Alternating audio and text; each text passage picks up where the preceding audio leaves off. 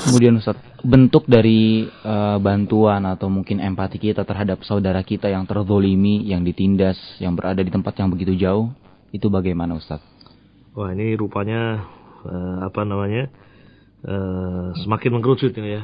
Ada beberapa jenis ya. Nah, Ustaz.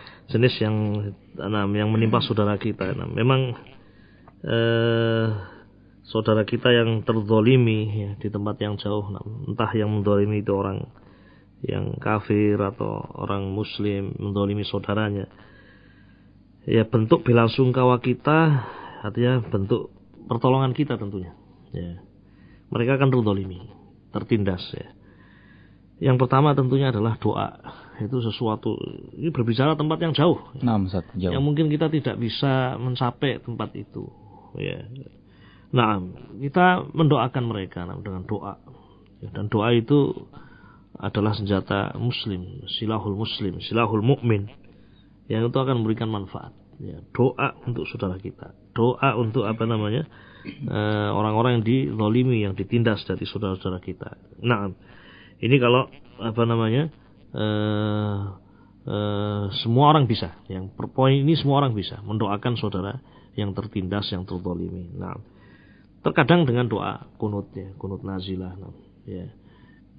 Seperti di zaman Rasul alaihi salatu wassalam ya, ketika beberapa orang sahabat Qurra ya, para pembaca Quran yang dibunuh oleh musuh-musuh Islam ya, oleh kufar ya. Sehingga banyak sekali Qurra yang wafat, yang membuat Nabi sedih luar biasa. Beliau pun mendoakan ya, Qurra ya, agar mendapatkan kebaikan, dan juga mendoakan kejelekan bagi orang-orang yang berbuat zalim. Ya, berbuat zalim.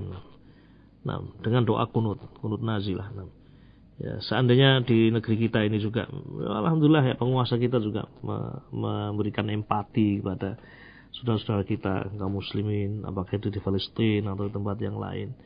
Ya, dan ketika penguasa kita juga memberikan anjuran untuk kita berkunut ya, kunut nazilah. Nah, itu juga bagian dari bentuk nasr, pertolongan kita kepada saudara kita. Itu yang kita mampu, jauh mereka. Nah, kemudian yang kedua juga, apabila memang ada kemampuan untuk kita memberikan bantuan berupa materi ya.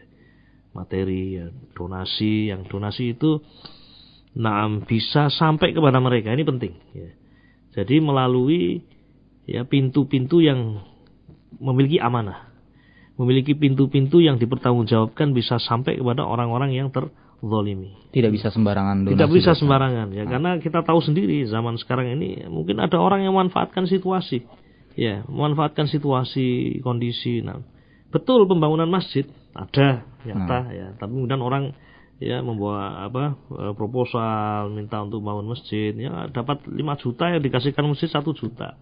Yang 4 juta masuk kantong dia. Ini namanya modus yang seperti ini, manfaatkan ya.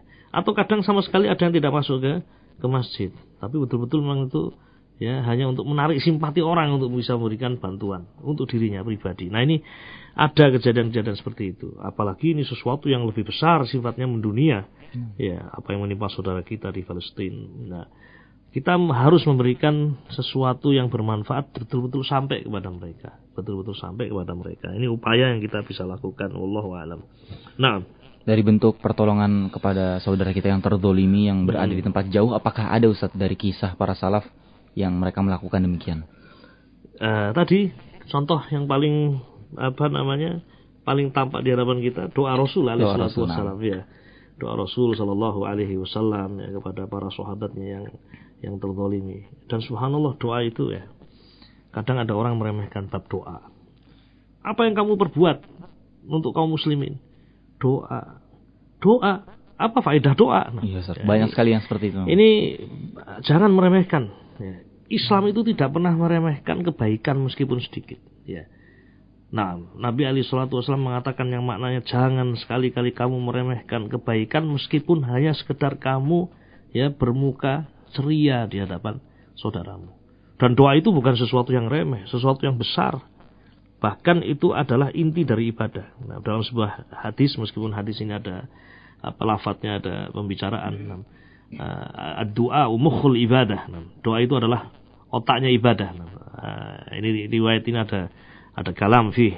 Nah, di riwayat yang sahih ad-du'a huwal ibadah. Doa itu adalah apa? Ibadah. Artinya ini sesuatu yang sangat besar doa itu. Jangan diremehkan. Bahkan kalau kita lihat sejarah, kemenangan yang dirasakan oleh kaum muslimin ya bukan materi yang dimiliki. Bukan kekuatan yang dimiliki lebih daripada orang-orang kafir. Tidak. Bahkan banyak kejadian kaum muslimin secara materi sedikit. Secara real jumlah ya pasukan tidak banyak, tetapi menang dengan doa, dengan hubungan yang kuat dengan Allah Subhanahu. Dalam perang Badar misalnya, ya kan? Disebutkan dalam hadis, Nabi Ali sallallahu alaihi wasallam melihat jumlah sahabatnya ternyata hanya 300 sekian.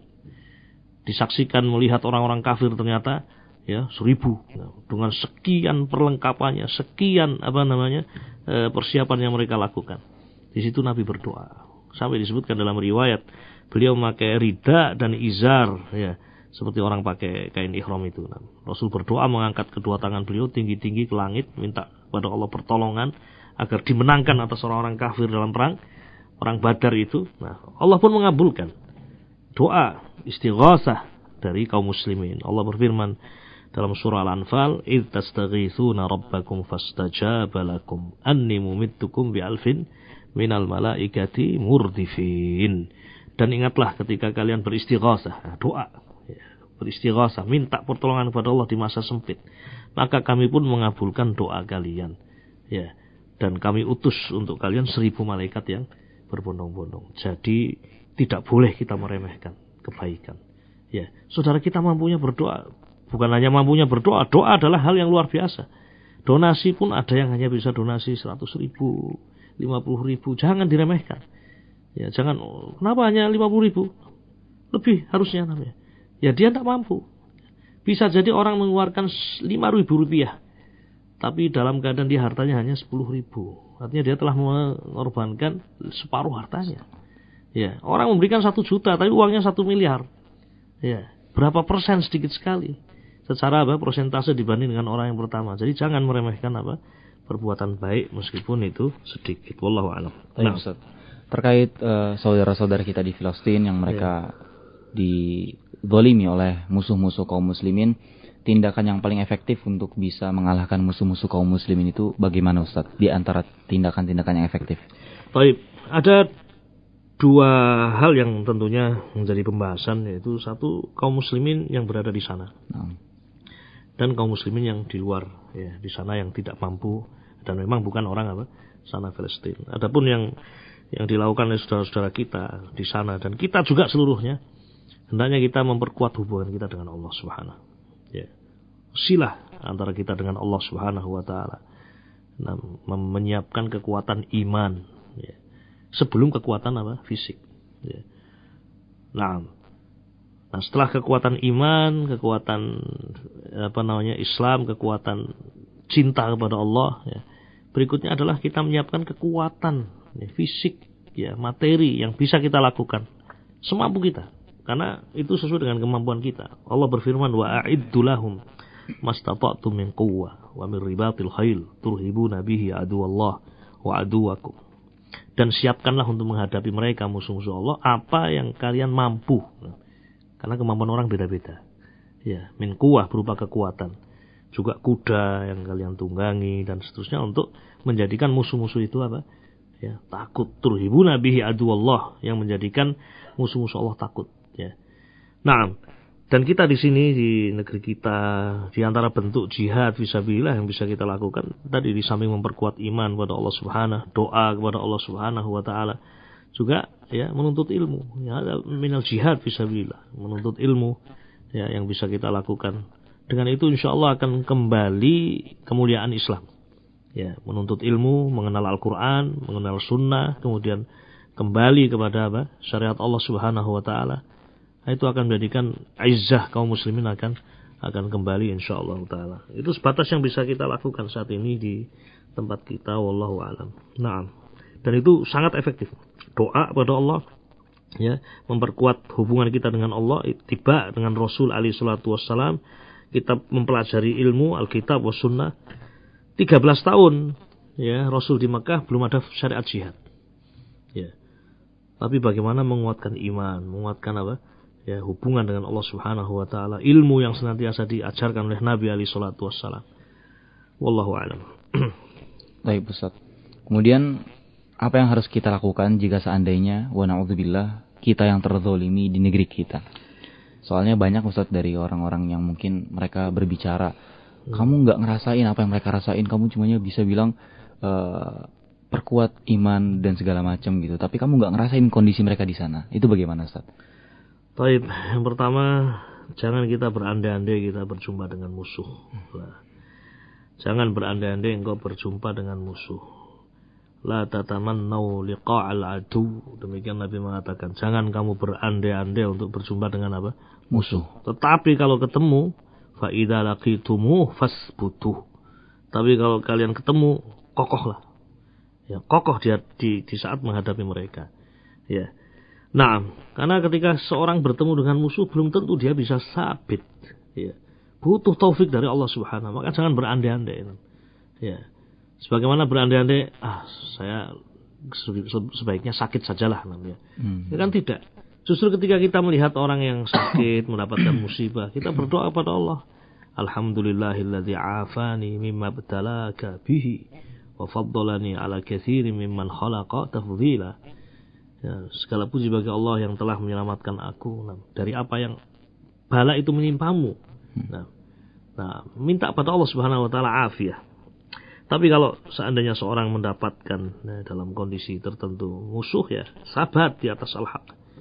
Nah, adapun kalau ada yang mengatakan kamu tidak merasakan apa yang mereka rasakan, ya, kamu hanya mengatakan kuatkan iman, banyak berdoa. Nah, terus apa yang harus kita lakukan? Ya, sekali lagi sudah kita sebutkan di depan, jangan meremehkan perbuatan baik. Nah, dan apakah setiap kebaikan yang dilakukan oleh seorang itu harus diceritakan?